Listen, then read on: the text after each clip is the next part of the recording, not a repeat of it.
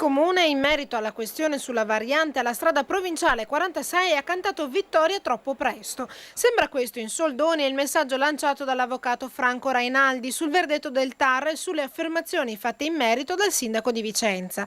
Il legale dei ricorrenti infatti afferma che il TAR si è limitato a respingere con ordinanza la domanda di misure cautelari, ovvero la richiesta di sospensione presentata dai ricorrenti. Alcuni cittadini infatti si erano rivolti al Tribunale amministrativo regionale presentando un ricorso alla delibera comunale che dava il via libera alla variante, sostenendo che durante l'iter di approvazione erano state riscontrate alcune irregolarità nella procedura. Vengono quindi smentite così le affermazioni di variati che avrebbero fatto credere alla pubblica opinione che il TAR avrebbe dato ragione al Comune.